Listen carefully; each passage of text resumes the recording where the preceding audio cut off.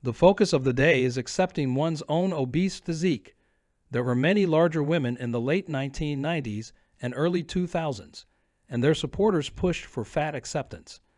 Many of these ladies engaged in it because they want a man who had greater sexual appeal to them personally, or because they wished to profit significantly from other larger women, because they recognized a demand for big Bertha clothes, particularly gowns in vibrant and brilliant camouflage. This is the fat acceptance apocalypse, is all I can say. Recently, a woman who had a kid wrote an article for the New York Times Magazine in which she emphasized that her body is still lovely today, while also describing how she felt when she looked in the mirror. It is clear who stands to benefit the most from this trend after giving birth. Agricultural giants and garment manufacturers have the financial wherewithal to charge more for specialty food-inspired apparel. And of course, the healthcare sector in nations like the United States, as obese people typically pass away far sooner than those who are overweight.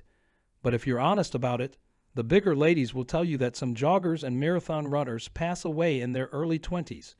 Another major factor is not being overweight.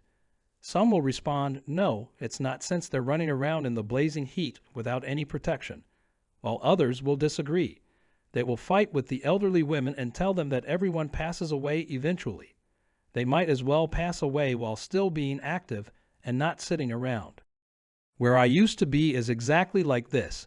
It makes little difference in the U.S. because hospitals there appear to profit more from lighter classes and huge, attractive men who frequently have forklifts driven through the back-loading dock. It all comes down to facts against emotions. Gravity does indeed exert strain on your joints. Therefore, the more you wave, the faster fat is moved by your cartilage. Your heart beats more quickly as you get bigger because it has to work harder to supply oxygen to all that extra flesh.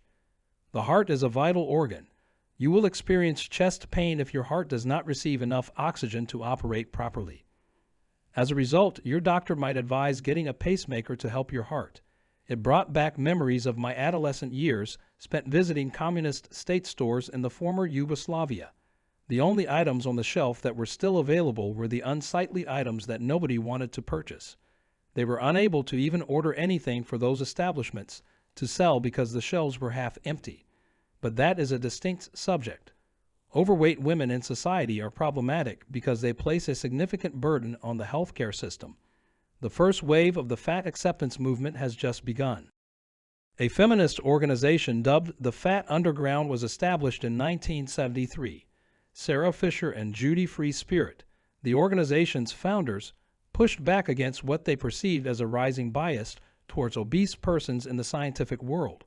They coined the expression "a diet as a remedy that doesn't work for disease that doesn't exist" in 1979. Carol Shaw coined the phrase "big, beautiful woman," or BBW, and launched a fashion and lifestyle publication for overweight women to peruse while seated on the toilet and attempting to maintain their balance. Activism groups were also founded in England in the 1980s.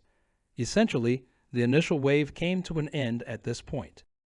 The second wave, which started in the 1990s, achieved acceptability in society in the U.S. before spreading to other nations. In the 2000s, campaigners began claiming that males mistreat overweight women because of their weight.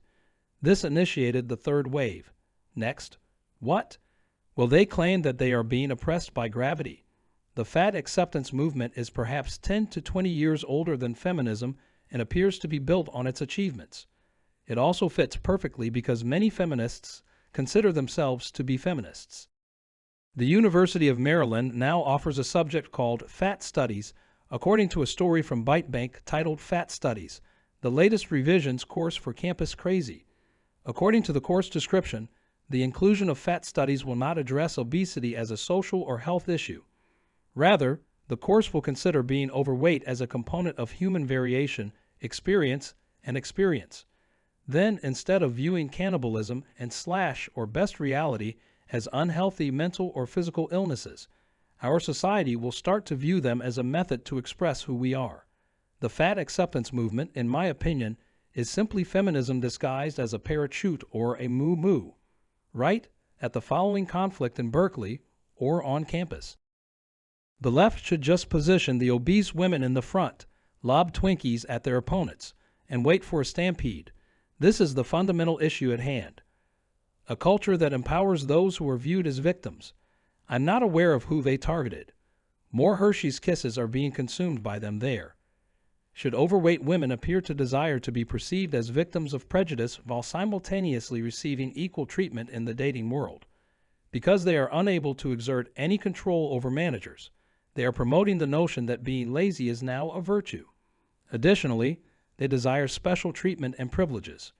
The last time I went out to a bar, I saw that muscular men were becoming skinny and slim women were becoming obese. To help us, please watch this video. Please subscribe and send this video to anybody you think will benefit from it the most.